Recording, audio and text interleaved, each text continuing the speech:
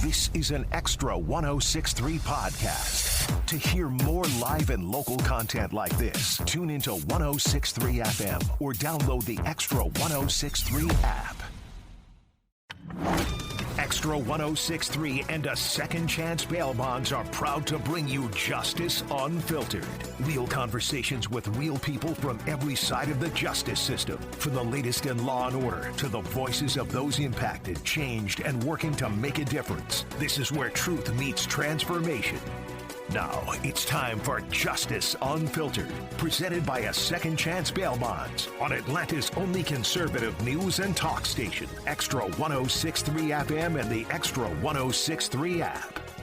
Welcome to Justice Unfiltered on Extra 106.3. My name is Tug Cowart, along with Daniel Matalon. He is the CEO of a Second Chance Bail Bonds and a Second Chance Monitoring.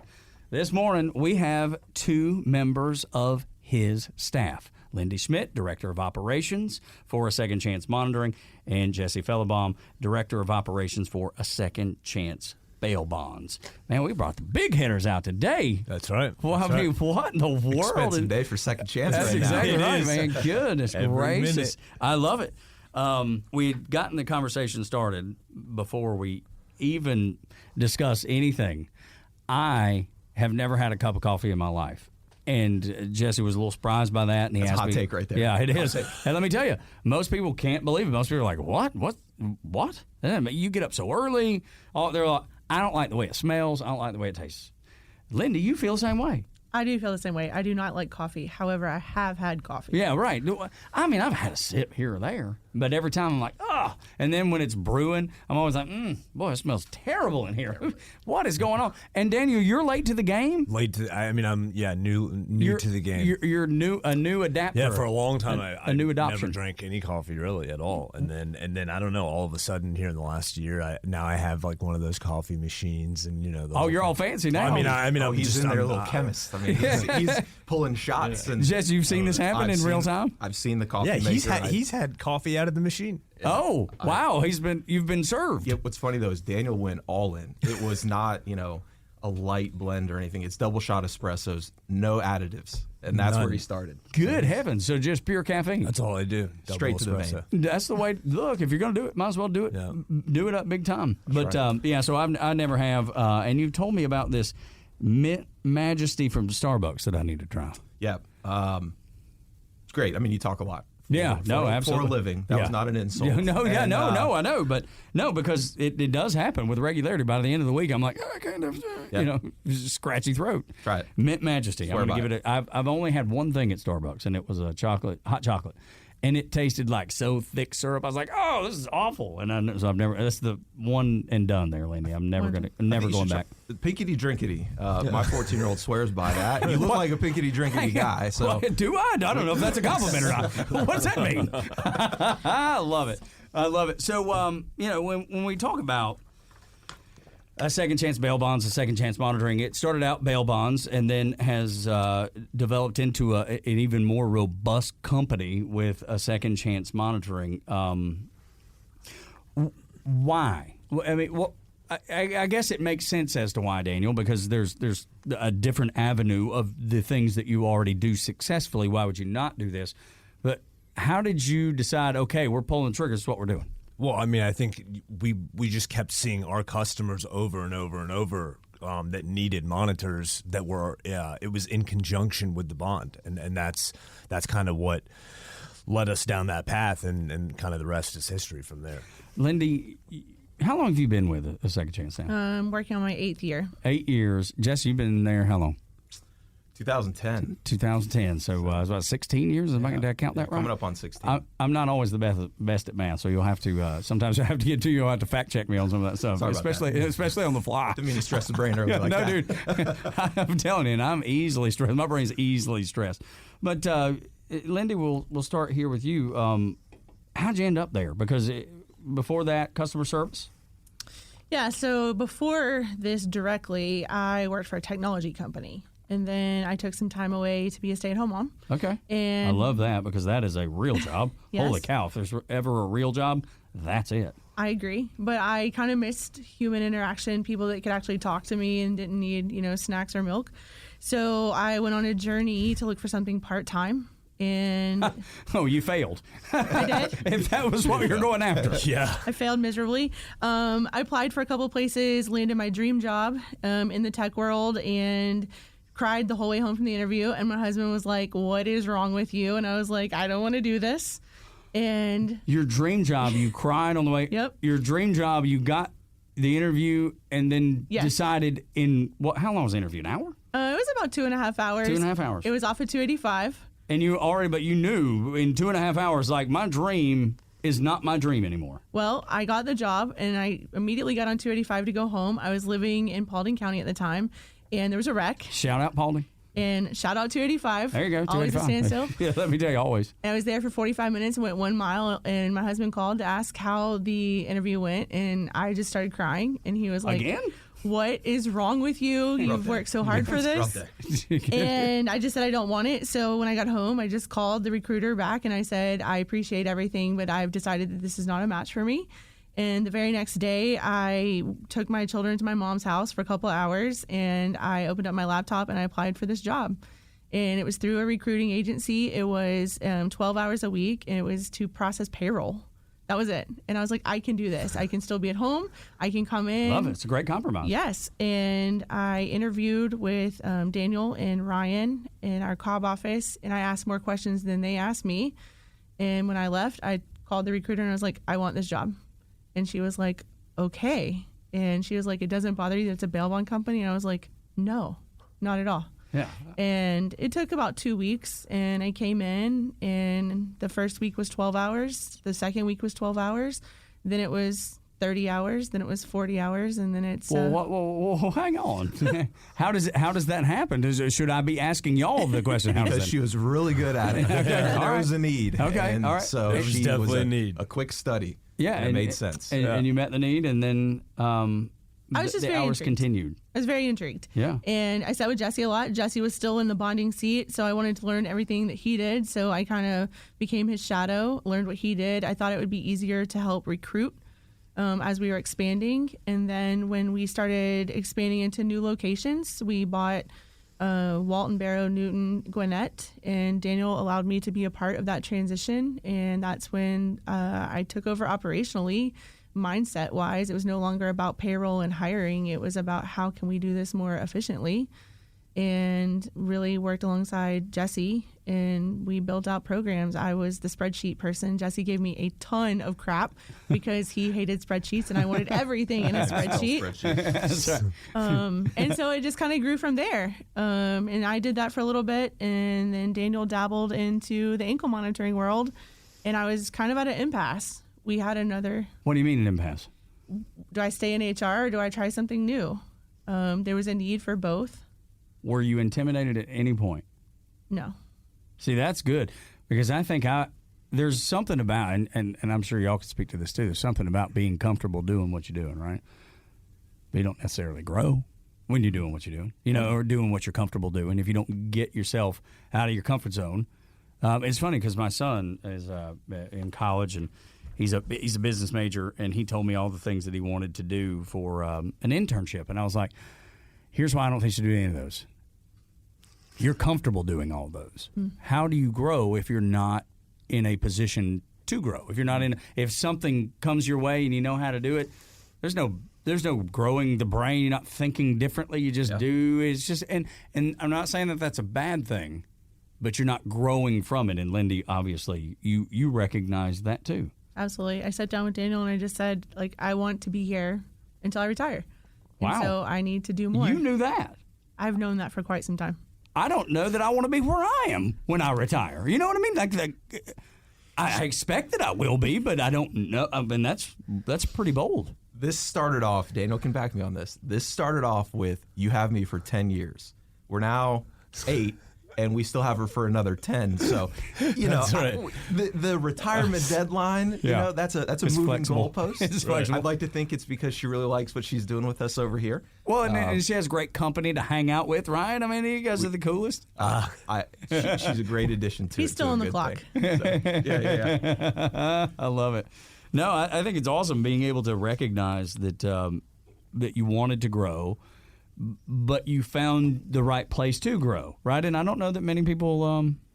Many people have that in life. I gotta say something. Daniel didn't mention it earlier, but it came with a lot of pressure because people from What came with a lot of pressure? the decision to transition into opening the monitoring side of things. Okay. This wasn't just something Daniel, concocted overnight and said, let's ease our way into it. This was done because several people with decision-making power in this state asked Daniel to look into it. They liked what he was doing on the bail bond side of things. They were comfortable with him and trusted what he's done there for a very long time. So basically said, hey, can we get a monitoring company going? We have some contracts we'd like to, you to bid on. And so it came with some pressure because obviously we've worked a very long time to build our reputation, and it takes just a second to destroy it. So there was no margin for error. And she stepped up and answered the call for sure. Jeez, that's quite a compliment there. Yeah, thanks, Jesse. Do those fly around a lot, compliments? Because in most offices, I would say they don't. I think so. We're pretty good about complimenting each other in our offices. First one ever handed out just there. Exactly. Hot take. Absolutely. No, I love it. They're usually at 11 p.m. via text message after a stressful day. Heck of a day today. Yeah, that's right. Will you be back tomorrow? Are we still good? Yeah, everything okay. Is everything okay? I love it. Still love me. When we come back here, the first segment's already over. That's how quickly sometimes this goes, Lyndi. Because Lyndi, what you don't know is Lyndi was like, "Oh my gosh, is this going to be Q&A time? Am I going to have the spotlight on me like some criminal?" And the answer is no. We just want it to be a conversation, and that's kind of what it's been. And that's how quickly it goes when you have a conversation versus that old, the old newspaper guy.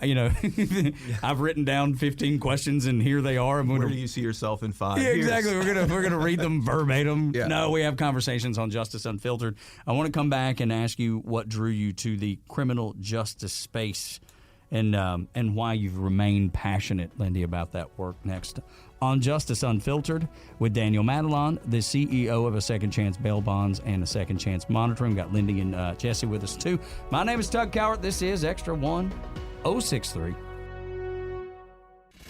This is Justice Unfiltered, presented by a Second Chance Bail Bonds on Extra 1063 FM and the Extra app. Welcome back to Justice Unfiltered with Daniel Matalon, the CEO of a Second Chance Bail Bonds and a Second Chance Monitoring. Lyndi Schmidt is the Director of Operations for Monitoring. Jesse Fellabaum, the Director of Operations for a Second Chance Bail Bonds. Because we've asked you a lot of these questions because you've done the show before, Jesse. I want to ask Lyndi, criminal justice space, because you said something that actually caught my attention earlier in the first segment when you were asked, it's bail bonds, are you okay with that? Look, why wouldn't you be okay with it? Help me understand that. And then why are you passionate about the work that you do now in the criminal justice system? Yeah, Tug, I think that's a great question. If you would have asked me 9 years ago, am I going to go work for a bail bond company or work in criminal justice, the answer probably was a hard no. Right. So I actually have a degree in human services, and most of the time when you graduate, you go into probation officers, right? So that's dealing with the criminal justice system, and or you expand on it, go into social work, that sort of thing. Unfortunately, at the time when I graduated, social work was not the place to be. Social work was needed, but the pay was non-existent, right? Economy wasn't in a great time. Everyone needed services. So fast forward that to when I interviewed, and the recruiter was like, you do understand this is a bail bond company. Are you okay with that? And I was like, yes. First of all, I 100% understand it, what I'm getting myself into, and that we will be dealing face-to-face with criminals. I come from a long history of family that is in the public service, sheriffs, police officers. I've visited jails, all that sort of thing. So it wasn't necessarily new to me, but also I truly believe that people deserve a second chance. I believe that people deserve to continue their life without judgment. I think everyone has a bad day. I don't think all criminals wake up and say, I'm going to be a criminal today. I think some acts just happen and people are forced to choose. And sometimes their choice is a criminal act. So I didn't think twice about it. And so then given the opportunity to actually work with them and get people out of jail, it actually felt good inside. Okay. All right. And Jesse, you've been doing it a long time. Is that the way you feel about everything? Do you come at it from a different perspective? And is it different because you do bonds versus monitoring? There's a lot of overlap. I mean, look, you have to believe that people are good first. Sure. You have to start there. You have to believe the best in people, as we do. And I mean, the reality is most of the people that we see come through our doors, they're just like us in this room. They just made a bad decision and got caught. We've all made bad decisions, whether we're going to admit it or not. We just probably didn't get caught. That's not the case for some of these folks. So, it's not heavy for me. It's not. I want to help these people get back to their families, to their jobs. Otherwise, in my opinion, the compounding effect of somebody sitting in jail, now you really have a problem. That bad moment can turn into a life-changing event, and I don't want that for these folks. Yeah, it's tough, man, because you're right. All of us have done something, Daniel. All of us have been in a situation to Lost count. Look, some bigger than others, right? I mean, admittedly, sure. some are gigantic and some are not. Some have bigger appetites than others. Exactly. For the self-inflicted pain. Yeah, that's right. Maybe you roll through a stop sign, and that being the low end, or maybe you're I don't know, avalanche. Yeah, exactly. You're asking for the avalanche. Help me understand the ankle monitoring for somebody who's maybe they've never even seen it. They wouldn't even know, because I bet if you hand it to them, it looks like a bracelet almost, right? I mean, for the layman anyway. Sure. Some of them look like bracelets. So your traditional ankle monitor, it's big and bulky, and it goes on your ankle. So it's not as sleek as your Apple Watch, but it does go on the leg. And so I guess to answer your question, why and when, right? So if someone goes to jail, there's a couple of reasons, but if someone goes to jail and the judge sees them fit to re-enter into the normal workforce or the normal life, sometimes they feel there needs a little extra accountability, and they'll require them to wear an ankle monitor. And that's where we come into play. So I like to think of it as more of an accountability tool. So it's just something that's making you a little bit more accountable for your steps, for your actions, for your whereabouts, versus, you went to jail, now you have to wear an ankle monitor. I think what I care the most about is it puts families back together. It reunifies families. Jesse just hit on a little bit of once you've been in jail for a long period of time, there's a compound of issues. Jobs are lost, families are separated. If you're the only caretaker, children are now in foster care. So this device allows them to get back to home. When you hear people talk about ankle monitoring and GPS monitoring that y'all do at a second chance, where do they get it wrong? Like, what is something when you hear it, you're like, well, that's not right? And you may hear it all the time. I do hear it a lot. I've been very open about what I do in every aspect of my life, from going to soccer with my children to events with my family. I've never hidden it, and so I do talk about it a lot. And a lot of people, just like bail bonds, they think it's negative. Oh, that's a criminal. They're out here wearing an ankle monitor. Oh, they went to jail. They must be a bad person. And I just spend a lot of time trying to, steer them correct. And they made a bad choice, and this is a option to get them back on track and try to change the narrative, if you will. Jesse, because you talked about the overlap, obviously bonding people out and then getting someone to monitor. Is you and Lyndi kind of working hand in hand? Is that something that's super easy to do? It seems like it would be, because Lyndi's great. Yeah, well, but I just mean from the process side of it. Yep. I mean, there's no doubt. Besides her being a Vols fan, everything is great. Yeah, I completely agree. First, I'm glad you touched on that. With a great deal of respect, Definitely had to get that out on the table. I'll skip over that for the moment. I would like to revisit. We're coming back to it. Clearly, coming back to Vol for life. No, I think just to walk through the process a little bit. So, the offender or the accused will go to court. Judge will impose a set of conditions. So, oftentimes we see that there is a financial, guarantee, the bail, that is assigned, and then you have conditions such as electronic monitoring that's also imposed. And that can look differently. That can be an ankle monitor. That could be a wristwatch. That could be an app that we download on their phone, and we require them to check in through this app at randomized times. This could be an alcohol breath detection device for those that, are alleged to have had issues with alcohol. So, so the way it works is we get the bond posted, and then on the other side of the house, we have the monitoring service that will then reach out, get the monitor set up, secure the paperwork and payment for that. if applicable. And I'll get back to that comment in a second. And then once the bail is posted, monitor goes on, we kind of control that whole process from start to finish. I love that. I don't like it, and this is kind of how Daniel got into this. I don't like it where when we post the bond, it's like, hey, y'all got to go find an ankle monitor company, and I don't know if they're open or if, I don't know what their fees are, but good luck. You got to go do that on your own. I hate that. I like to control everything that happens when an attorney calls me or when the court calls me and says, hey, bond set, y'all take it from here. I can connect all the dots for you. Yeah. You're not going to have to run around with us. Bingo.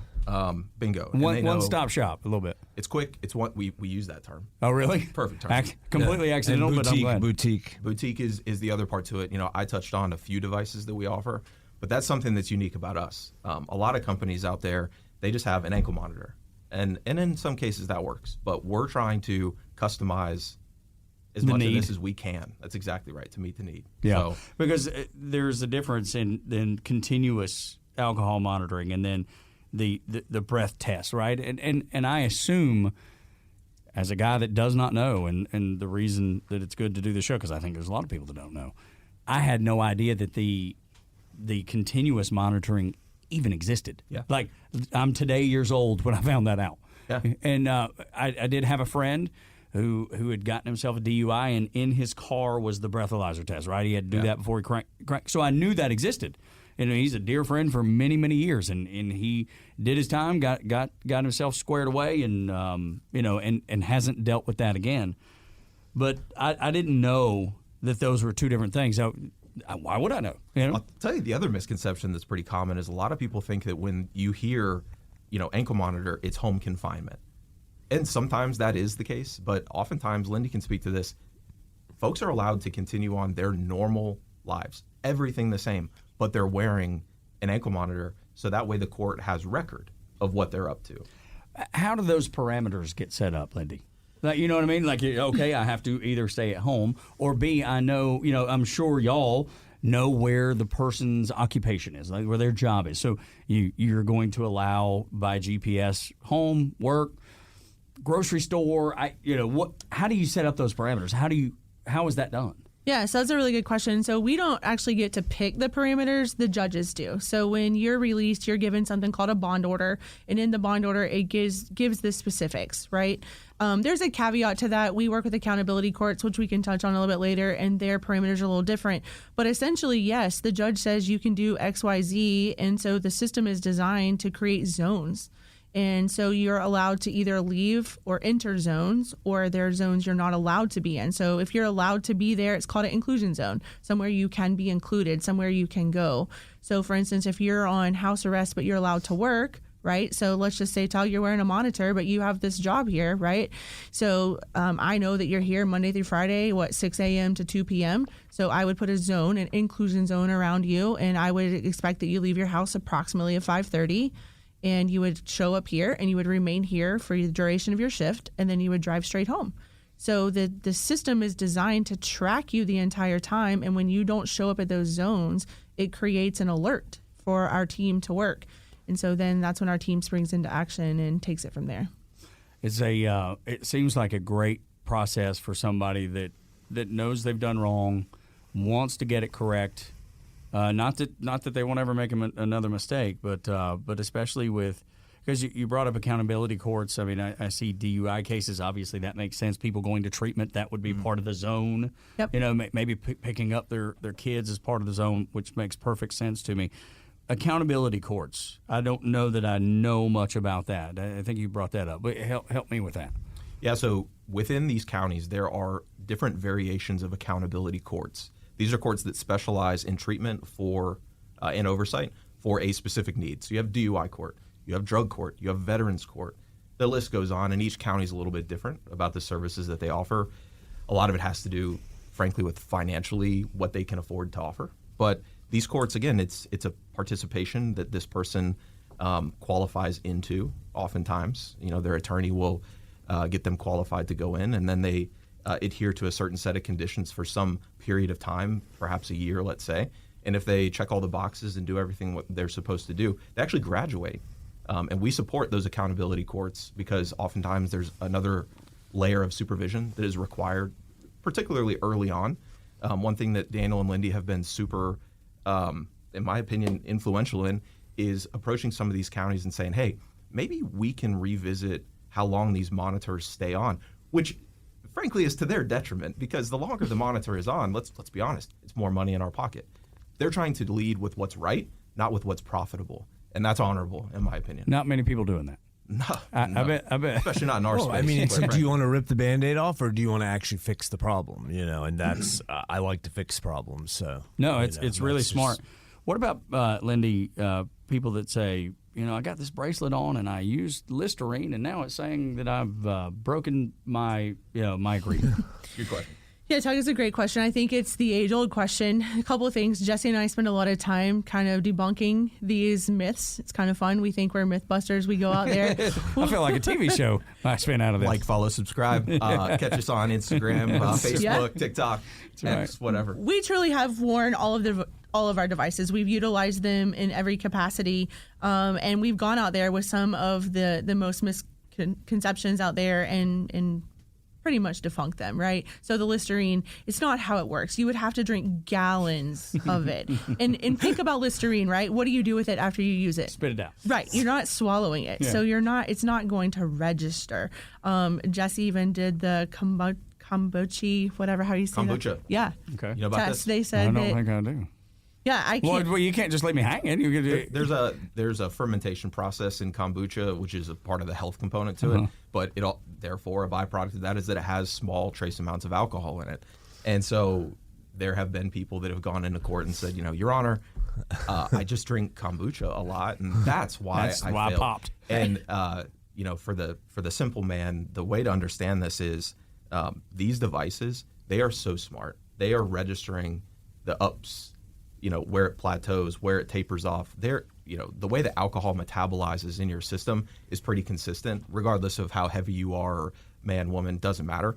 These systems are designed to catch that sort of stuff and make sure. And that, Lyndi, is part of the technology improvement too, right? I would imagine from where you started to where it is now is night and day. 100%. I mean, it's like scientific method every single day, taking these products that everyone uses every day and seeing how they affect your body, because you're not wrong, right? If you're on a remote breath where you have to blow into it, and if I just use an alcohol-based Listerine. mouthwash and I spit it out and then I do a blow test, it's absolutely going to register, right? But your body processes alcohol, and so if you test again in 15 minutes, it's not going to be there. It's going to dissipate. So you're going to tell folks, hey, when you brush your teeth, get ready to leave, do it 15 minutes ahead of time. Don't make it the last thing. So not that it would keep you from going to work at some point, but the very first attempt, if you just, like you said, Correct. if you just used mouthwash. Right. Yeah. And to Jesse's point, the system is designed, we look for changes in your norm, right?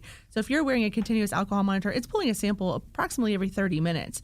So you're not going to go from a 0.0 to a 0.08 and then above in 15 seconds or 30 minutes. And then you're not going to drop right back down if you're drinking. So we're looking for the changes of the norm. We're looking for the highs, we're looking for the sustained, and then we're looking for the lows. And that's how we confirm if an alcohol event happened. Yeah, it makes sense. Daniel encouraged us to wear our devices to test them when we were trying to determine which providers we were going to partner up with. Right. And so we may or may not have worn multiple devices to test them out. Absolutely. So it's Drinking Dr. Peppers, I'm sure. a little R&D mission. Tug, my favorite is to take them to conferences. Well, what do you mean? Take the devices with us to conferences. There's always a happy hour. And so when you're trying to convince someone like a DUI court or a drug court of how, well the devices work, here you go. Yeah, well, you put it on. Yeah, we'll show you. So that's fun. We had some really good times. We went to one conference and a guy actually bought one for his daughter's wedding. What? Party trick. Party trick. A remote breath. Well, what did he do with this? Was he testing people on the way out? Blow here. Yeah, That's he said what he did with before it. they left. No, during the reception, just to be funny. Yeah, he walked To around with it. embarrass his He walked daughter. around with it. I thought he was trying to protect himself. Nope. Like, I'm making sure everybody that leaves here is on the up Bless and you up. for thinking that's what that was. No, it was party trick the whole time. Yeah. To embarrass his daughter. Walked around with it, testing people in the reception. I think, something I want to touch on real quick is, it is way easier to talk about monitoring, electronic monitoring with, those that are in this space, whether it's lawyer associations or whatever. When you talk about, hey, look, for $8 a day, we can fit you with a device, get you out, you can go back to work. Or when we're talking about larger sums of money on the bail side of things, it's easier to swallow the concept of putting on a monitor. And there's another layer of accountability there as well. It's a very easy conversation to have. Frankly, it feels good to talk about monitoring. And we have had a ton of success in bringing this up as an option. And I think it was very smart on Daniel's part to bring this as another vertical in this space that we offer. Help me understand. You said monitoring instead of bond? Yeah, oftentimes there are monitors that are ordered to be put on the accused when there is no bail posted. Fulton County, I see. Okay, that makes sense. Okay, that makes sense. Is okay. pretty well known to do that. And so that's definitely something where it's not both. It can be an or. Okay.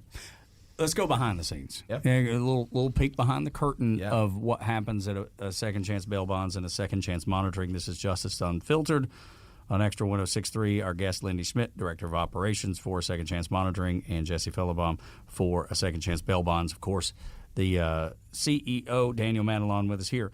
Let's talk about reviewing, when something pops. I mean, is it like, in class? When the fire alarm goes off? I mean, is it what happens at the office when somebody has, you know what I mean? Do you see what I mean? I wish it was that fun, Doug. Oh, it's not quite that fun. See, I always give it the fun. I always hope that it's fun, but no, it's probably like a text on your phone. It's actually a dashboard. It's a computer. It's task, little check marks. But it's ranked. Every task is different. If you are required to go somewhere and you miss going to work because you woke up and you had food poisoning, right? We're going to address that, but that's not going to be, our like heavy hitter. Whereas if you are excluded from going somewhere, right? So like if you robbed a Papa John's and you can't go back and it's Super Bowl Sunday and you're trying to pick up your wings and pizza and you show up there, we're going to treat that differently. We're going to act on that very quickly. If you're driving down 285 and you decide I'm done with this and you're going to cut it and toss it out the window, we're also going to act very differently. What if speed limit on 285 is 55, 65, depending? What if somebody's doing 95? Would that show up in the monitoring with GPS? I would imagine so. And is there anything that y'all can do, should do, or a part of because of that? Well, thankfully, no.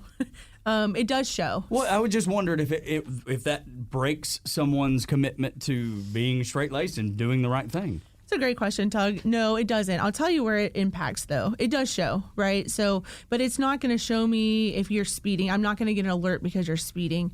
But if something does happen, right? So if another crime is committed or you are near that area, or maybe you are the accused of this crime, the forensic scientist essentially can pull the data and use the speed and location and velocity to prove that you were at that location during that time, or you left that location right after a crime was committed. So the data is useful. It's just not for us per se. Yeah. So it doesn't register with y'all necessarily, because I would imagine, if all of a sudden, Jesse, somebody that you're monitoring is doing 115 on 285, be like, whoa. Yep. This is. I just wonder how it would affect, y'all as a company. That's the reason I ask, because you have to be so on top of everything. You're responsible for these people, right? Yep. By your device being on them? To a certain extent, there are certain liability protections. We're a reporting agency, so. You're wearing a device. We have an obligation to these courts to report any violation from what the order dictates. That's where that responsibility ends. So as long as we do that within prior agreed upon timelines, we're fine. It does help when we have the bail bond also on the individual, because let's pretend that the person has missed a court date, and as a result, a judge has put out a bench warrant for their arrest. If they're wearing a device, it clearly makes it easier for us to go and find the person and put them back in jail, as the system is designed to operate. So, but we are a reporting agency first, and that is sometimes tough. We'll get exes that'll call up and say, he's wearing y'all's device and he just took my guitar. Go get him. Or my purse. Yeah, took my purse and he's on the run. And it's like, well, we don't have the authority to investigate that. I would encourage you to call the police immediately. And if the police come to us and say, hey, we need to know where Tug Cowart went, then we will we'll let him know if he's wearing. Don't tell anybody. Secret safe. I'm going to turn off my location services on my phone. That way I can't be tracked down. You do. Lyndi and Daniel have done a phenomenal job, though. Shameless plug here. Phenomenal job of staying ahead of these things, and to a certain extent, they have helped perfect county systems because these counties don't know what they don't know, and also true with new monitoring agencies that want to get into this and figure it out as they go. This is not easy. This is way harder. There's a way more potholes and things that you step into along the way that can have real impact on people's lives that you have to be mindful of. But you have to do it right. Yeah. And that's the biggest thing with this stuff. A lot of people have access to this stuff. It's how do you actually apply it, and that's what makes us different. When we come back, let's talk about the success stories you have as we wrap up Justice Unfiltered. Lyndi and Jesse and of course the whole Hee-Haw gang is here. It feels like the whole office is here. Might as well just be. Missing Ryan. That's right. Yeah. Where's he? Why didn't he show up today? Piecing together both of our offices that are under construction. So he is busy. He's very busy. And of course, Daniel here, more than busy, the CEO of a Second Chance Bail Bonds and a Second Chance Monitoring. We will continue next.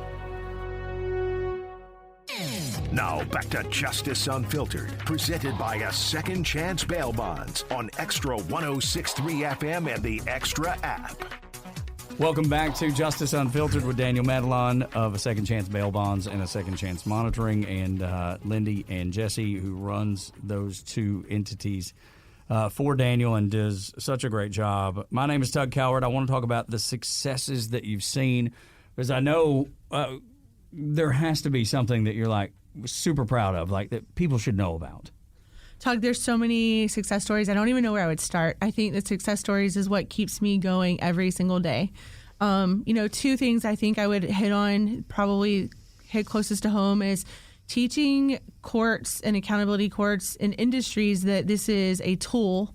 It is not a sanction always. It is not always a negative connotation. It's something that could help people get to the other side of whatever they're facing. But probably on a more personal side, one of my success stories that I probably talk about the most is we helped a young mother. She was facing some pretty tough criminal charges, had one child already, was currently pregnant, and basically was due to give birth in jail. And, partnered with the lawyer, went before the judge, gave testimony and said, let's let this mother out.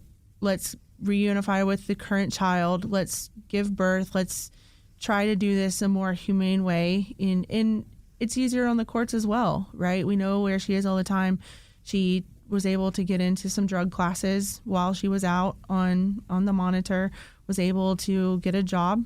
And after she gave birth, she did have to spend a little bit of time in jail, but it was very minimal. The judge looked at her house arrest as time served.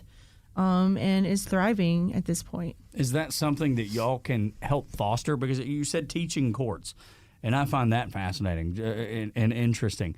Is that something that y'all could suggest by saying, hey, this is how they've done under this program, we recommend this? Tug, Jesse has gotten us in so many rooms with lawyers in so many different courtrooms, and we've tried to help tailor a court case for them to give them an alternative to incarceration. And so, yes, we've gone into these courtrooms and said, hey, judge, we'll take the risk here. We'll put them on a monitor. We'll do X, Y, and Z. Here's what we can and cannot do. Here's a suggestion, house arrest, work, classes, etc. And we've had a lot of success in that. And it's been great. Again, reuniting families is really important to us. Oh, it is. Jesse, though, but to say we'll take the risk, and that's not many people are willing to do that. Y'all take the risk. Yeah, Daniel has a big appetite for helping those that, frankly, others wouldn't. It's easy to help the Girl Scout troop. Yeah. Right, it's easy to help the church group. It's easy to hand out backpacks at a sheriff or a police department's event. It's not easy to go, I'm going to roll the dice on the one that no one else will roll the dice on. Right. Those are the second chances that we continuously are involved in. Bingo. That's what sets us apart for sure. Yeah. I think so too. Because I don't know that I would do it. I mean, if somebody calls me today and says, "I need you," that's how I got started. I mean, that was the second chance, right? So that's you being the right, actual I mean, second that's chance. what happened, right? I mean, that was it. I think it's worth touching on just briefly. Just touch on why this means so much to you. And it's not just because you're an entrepreneur. Is that part of it? Of course it is. Well, I mean, look, I understand where most of these people are coming from. Let's be honest. I've been in some of the places and felt some of the feelings and experienced some of the same experiences, right? So.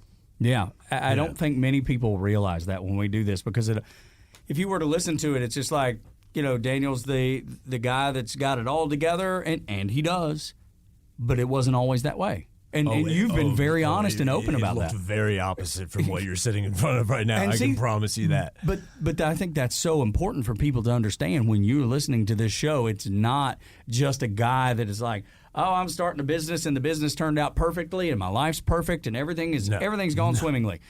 It wasn't always. Is it that way now? No, it was through all the failures is what got us here. And I would contend that you learn more with failure than you ever will when things are real easy on you.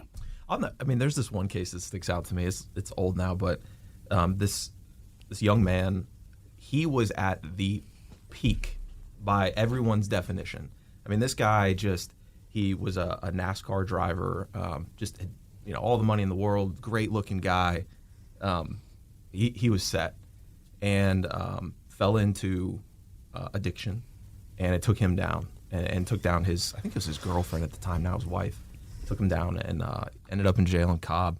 No one would help him, nobody. And I remember getting a phone call from his mom. This is when I was just answering the phones as a bonding agent.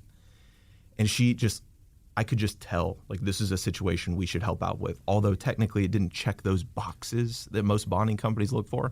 But I called Daniel and I didn't even get to finish the sentence. Daniel was like, help him. And so we bailed him out, and I won't mention his name, even though it's public record. I won't, just out of respect for him. But massive success story. Now back on top of the business world, epitome of health. They're still married, or are now married if they weren't then. And I mean, these two are just the relationship awesome people. Survived because of the assist. That's absolutely right. And if we had turned our backs on him, I do believe we were his last option, and that certainly. He did well, and we have a group thread. It's GSD. I won't tell you what it stands for because we're on the air. You can probably imagine. And we talk about, like, that's what success in our industry looks like all the time. And I do think Lyndy's right. She mentioned it earlier. That drives us all. And Daniel really makes sure we're at full sprint all the time, doing that day and night. Lyndy, it sounds to me like you're someone's second chance, but in the story that Jesse just gave us, you're that person's last chance. Most of the time we are. Dude, that's heavy. It's heavy. That's really heavy to think somebody was down, as successful as you described them being, to go from that to the final straw. Yeah, but it can happen. It can happen in a split second. It's exactly right, Daniel. And it can happen to anyone. Anyone. I mean, this guy went from the pinnacle of the world to allegedly stealing things out of people's cars at Lifetime Fitness in Kennesaw to fuel his addiction. I mean, and it happened, I imagine, very quickly. Yeah. Being able to straighten people's lives out, being able to help put them on a path of success is something that y'all thrive and set out to do and enjoy doing and are brave enough to do and are willing to do. Be that last chance. Lyndy, I just, obviously I've known you for a while now. It's really cool to hear your stories and why you do the things you do. I hope it won't be the last time you come in because I knew you were a little apprehensive in the beginning. I think I'll be back. I have plenty to talk about. And I know this guy will be. There's no doubt. This guy over here. I'll tell the story to whoever will listen. Exactly right. Daniel, it's always good, especially when we can put at least a voice. And if you're watching, on YouTube or some of the social media channels, maybe even in clip form, in 30-second form or minute-and-a-half form, which happens a lot, to put the face to the people that do the work that you've set them out to do and successfully. And shout out to the both of them are both amazing individuals and amazing people and have continue to do an amazing job for a second chance. So There you go. Thank you. Continued success to all of y'all. I think the world of you. Love working with you. And this has been Justice Unfiltered on Extra 1063. I hope you have a great weekend. This is an Extra 1063 podcast. To hear more live and local content like this, tune into 1063 FM or download the Extra 1063 app.